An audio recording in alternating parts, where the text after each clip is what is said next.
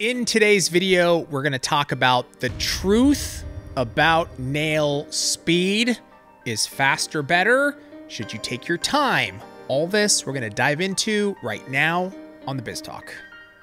Ooh, this one is going to be a heated subject, I think. I have been beat up, man, I know. on this subject. I know. We've seen a lot of comments come through. I think there's a lot of misunderstanding. Yes. And we definitely want to clarify that. But also, we want to make sure to give you accurate, good information that you can take into your business, okay? And kind of lay it out, the truth about, we've seen people talk about, should I charge for time? Should I charge per 30 minutes? Or designs or there's exactly. so many different ways of doing it. So many different ways of doing it. And then on top of that, you know, you shouldn't, we've seen posts on social media about like, you know, you should take your time and quality costs money. Normalize 3.5 hour sets. Yeah, let's normalize 3.5 hour sets. Okay. Or let's normalize 30-minute sets. We've seen that too. Dude, we've seen it all. But yes, and I think what people misunderstand with us and why I've been beat up is they think I'm against the 3.5 hour set. Right, which you are not. Clearly I'm so not. Exactly. Yeah. What is it that you are against? I am against you not making money. Exactly. So it has to do with what you're charging, not how fast you're going, right? And is your client happy on top of that? So I don't care if you do a 3.5 hour set, you could not have a happy client. And I don't care that you did a 30-minute set, you could not have a happy client. Right? Because if it looks like garbage either way, at the end, you're not going to have a happy. So it's about making the client happy, and you made your potential, right? You knew your worth and you made your potential. That's what I'm talking about. Like, so let me just give an example here. Okay. If I came to you, Tracey, and I said, oh, Tracey, I take 6 hours to do a set of nails. What is the first question you're going to ask me? What do you charge? Exactly. Yeah. And unless you're new. Unless you're new. Unless you're new, I'm going to be like, oh, it took me 5.5, 5. Yeah. Please don't stress about that, you know? Let's say I'm established. Okay. And I've been doing this a while, right? So if I say to you, it takes me 6 hours, 6.5, whatever it is, 6 hours to do a set of nails. The first question you're going to ask is, how much do you charge? Now, I wouldn't ask that because it might seem rude, but obviously if you're talking to me about it, you're wanting my input. Well, yeah, if I ask your input, let's assume those things, that I'm asking your input. I had a mentor or a person that was trying to be the mentor at the time come to me and tell me exactly that. It took me 6 hours, and these nails were insanely beautiful. Insanely gorgeous. So I imagine if you're taking 6 hours, you've put a lot of work into it, right? So I asked her, what did you charge? Yeah. She charged $120 for 6 hours. Right. And she's like, that's not bad. That's $20 an hour. And I said, actually, it's not good for her expertise. Right. And your 50% commission. You made $10 an hour. You made $10 an hour. Now, you could have given that client a beautiful blue liquid art with blue mylar, blue glitter, because they were going on vacation. Sure. Or whatever. The client probably would have been just as happy. It would have took you an hour. You would have charged X amount and you would have made X amount. And it was like a light bulb to her. Like, she never thought about it that way. Now, her client was happy, yes. But her income, she can't make a living that way. That's right. You know, and this is her job. It's what she wants to do for a business. Correct. We got to look at it this way. It is a business. Right. This is where I have a problem. Not that she took 6 hours to do the nails, because looking at those nails, beautiful. 3D, it's insane. I like talent. Insanely talented. Yeah. So that the 6 hours I had no issue with. Now, what I wanted to do, that like grab her, was because of what she charged. So if I said to you, like, hey, I take 12 hours to do, I have one client a month, and it takes me 12 hours, but I charge $10,000. You'd be like high five all day long. Do they have a sister? I'm going to steal your client. No, actually, because I would never want to take 12 hours on a set. Of course. Because for 10 grand though? I don't know my patience, One man. time a I know. month? You're right. You're right. I would have to figure it out. I would be like fighting at the bit. Like I was like, oh my God, this is painful. But because I don't enjoy those kind of sets. And that's another thing people have to understand. I know people, good friends, that enjoy those sets, and I love their work, and they're charging their worth. I don't have the patience. I don't have the patience.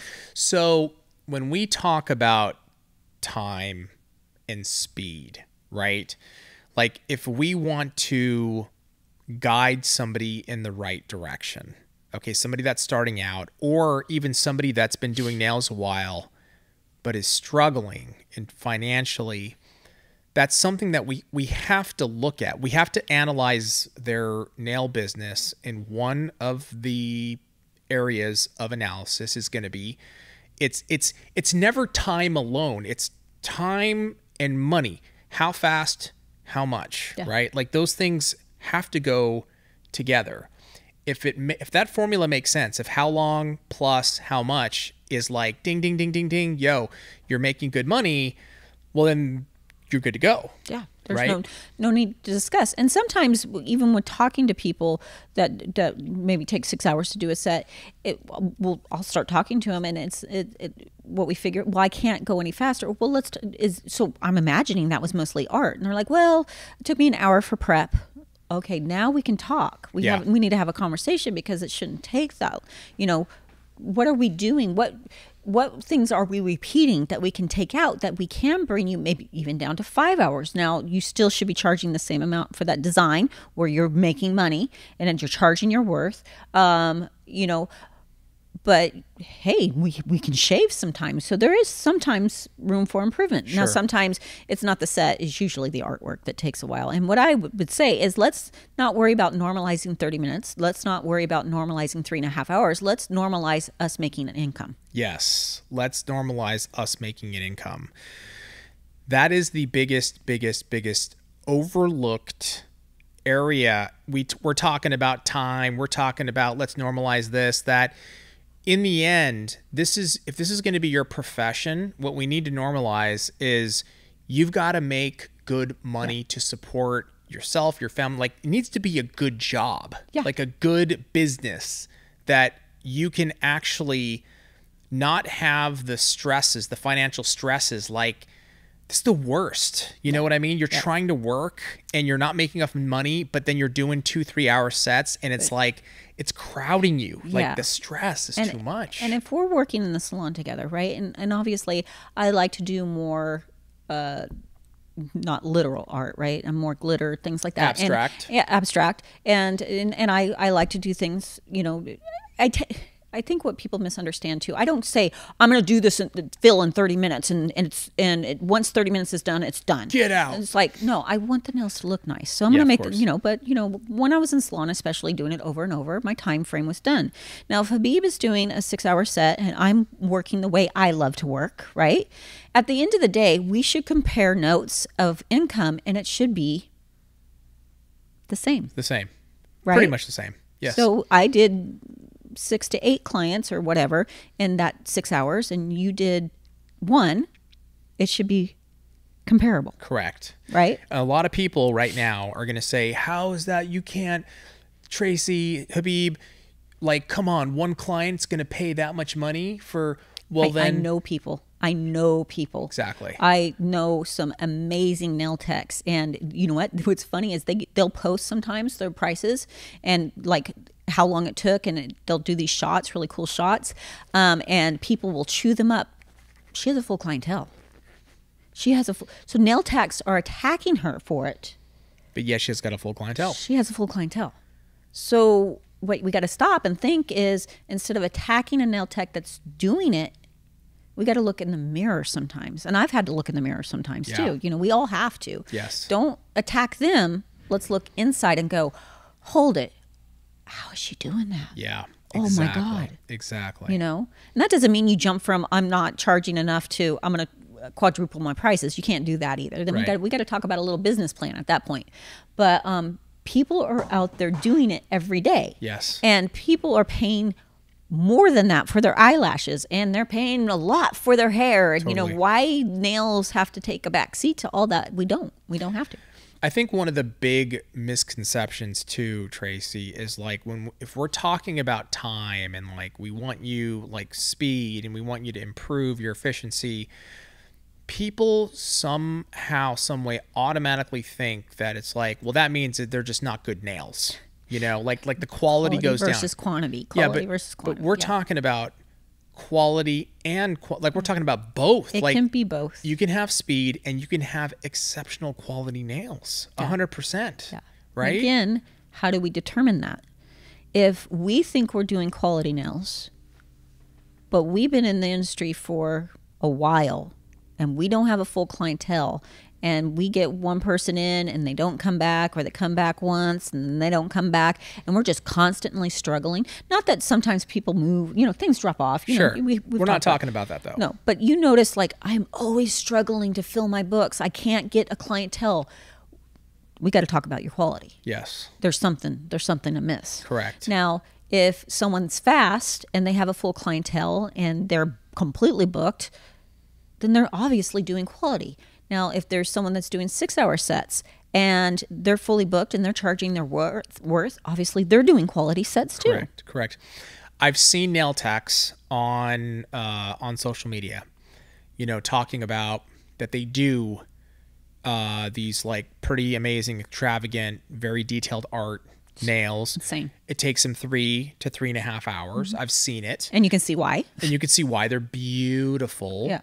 And they charge for them. They charge for their time. Apparently they're charging their worth. You know what I mean? And they're fully booked and they don't even have space for new people. Okay, awesome. Like that's the holy grail. That's right? the holy grail. It's like, oh, that's what we're talking about. No matter how you want to work, what you want to do, acrylic gel, whatever, that's the ultimate goal for everybody. The only question I would ask that person, that tech, because prices weren't posted, so I don't know how much she's making. That is the only question is like, cool, you're fully booked. I just, you know, you're profitable. Like you're making money, you're comfortable. And if her answer was like 100% Habib, like, yeah, then it's like, and we've talked to those people, right? And you know that they're being sincere because it's not even a stutter. Like it's not even a stutter. Not even a thought. Like 100%. Oh yeah, I'm making my money. Exactly. And there's nothing wrong with us making money with what we love to do. So yeah, again, normalize us making money, getting our worth. Exactly. It's why it's like when you pick a career, you have to make money. Mm-hmm. When you get into the nail business to become a nail technician, that part, it's like, and if you're an artistic, creative person, yes, make sure you can express your artistic tendencies and create beautiful nails. Plus, it's not it's plus make money. So you have to put that business part in there. I will tell you from my own experience, not making money, man, sucks. Yeah. Not making money and struggling. And if you're out there, you know what I'm talking about right now. It sucks. And it is the worst, most painful thing. And then going from not making money to a business that makes money because you made hard decisions, because you trimmed the fat, so to speak, increased prices, which is what we had to do in the very, very beginning with certain customers. We had to increase prices and like, no, this is what we're worth. Oh my God. It was like, okay, now like, this is like, it's such a huge difference, Trace. I've met a lot of techs who are like my spouse, my significant other wants me to quit doing nails. And it's like, but you have a full clientele. Why? Well, I'm not making enough. Like, why not? Why not? You should. You know, we got to tweak it. We got to change that up. Like there is no reason you can't do what you love and support your family. So here's the question there. So this is a great like situation, right? Somebody's they have a full clientele, okay? But they're still not making enough. Yeah. So there are 2 questions to ask. How much are you charging? And how long is it taking you? So if you're doing 3-hour sets, let's say you're doing a 3-hour set, right? But it's not this extravagant art piece. Well, guess what? It's not like you can't charge $300 for that, right? Right. So where do you have to improve? We got to improve our timing. You got to improve your time. Yeah. You have to, now you've got to start to like, you have to tighten it up so that you can charge the price. Let's say you're charging like whatever for an acrylic fill. Let's say it's $60, right? Just for example, right? Which is decent for an acrylic fill, right?